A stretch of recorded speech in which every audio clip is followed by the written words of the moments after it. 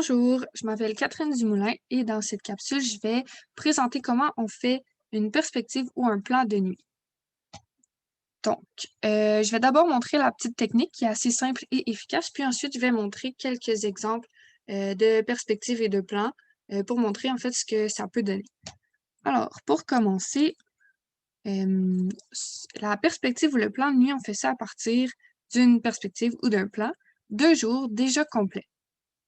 Ensuite, on va ajouter un filtre d'obscurité, puis ensuite, on va rajouter les petites lumières par-dessus. Donc, si on commence par la première étape, qui est d'ajouter un filtre d'obscurité, on va simplement ajouter un calque par-dessus l'ensemble de nos calques, qui va s'appeler obscurité,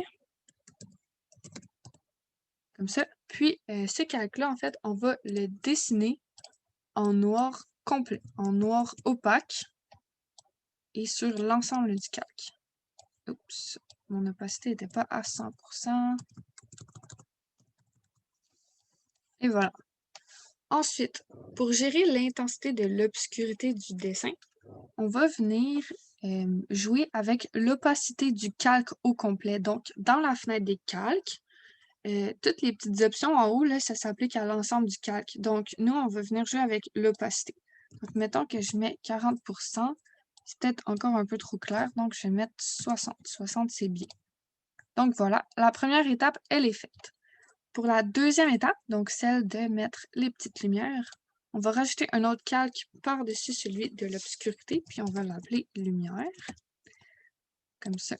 Ensuite, pour les lumières, moi j'utilise souvent une brush ronde, mais vous pouvez aussi utiliser une brush de soleil, par exemple, ça peut donner un effet intéressant.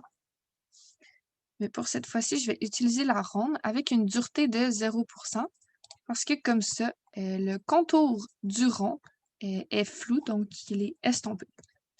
Alors, pour dessiner les petites lumières, tu peux aussi utiliser du blanc ou du jaune. Cette fois-ci, je vais utiliser du blanc-jaune. Tiens. Puis, je vais commencer par dessiner le halo de lumière. Alors, pour ça, je vais mettre une opacité assez faible.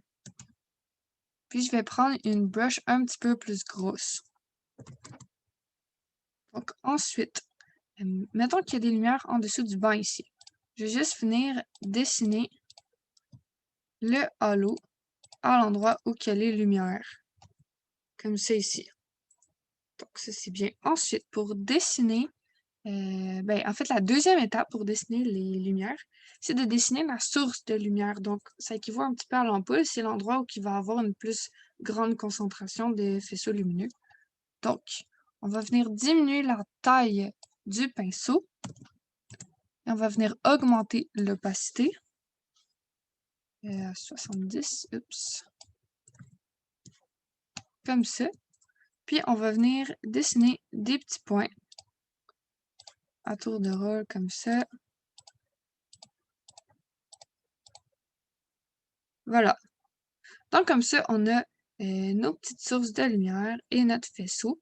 Puis là, si vous trouvez que les sources sont trop intenses ou le faisceau pas assez intense, ben c'est possible de modifier tout ça. Il faut faire quelques tests pour en fait voir qu'est-ce qu'on veut. Donc là, par exemple, je pourrais me dire le faisceau il est vraiment trop pâle par rapport à la source, donc je vais faire un faisceau secondaire. Donc, par exemple, je mets mon pinceau à 50 avec opacité de 40, puisque tantôt le faisceau primaire était à 20% d'opacité.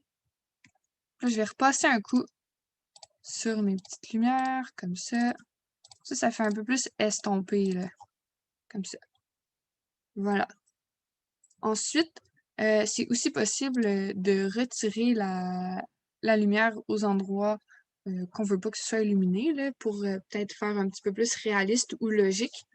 Donc, je vais venir ici couper, par exemple, la lumière qui éclaire le dessus du banc. Comme ça on comprend vraiment que la lumière vient du dessous du banc. Puis après ça, eh bien, je peux aller avec les faces, là. Je peux venir ici effacer un petit peu de lumière qui arrive sur les pattes du banc. Comme ça, on comprend bien que la lumière, elle est derrière les pattes et donc aussi en dessous du banc. Et voilà. Donc, ensuite, ça, c'est la technique qui est utilisée, que moi, j'utilise en fait dans tous mes rendus. Là, c'est assez simple et efficace.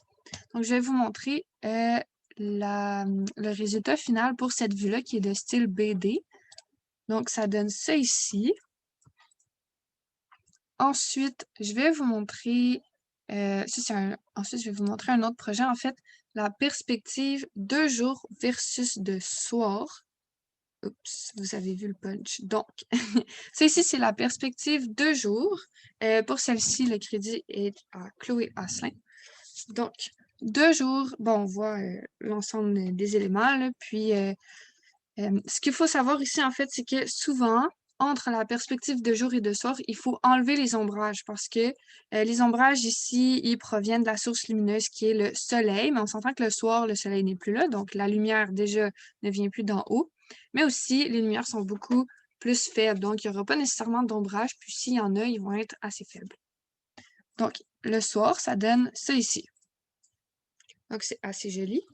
Puis, en plan, pour le même projet, j'ai juste fait une petite partie, mais ça pourrait donner quelque chose comme ça ici.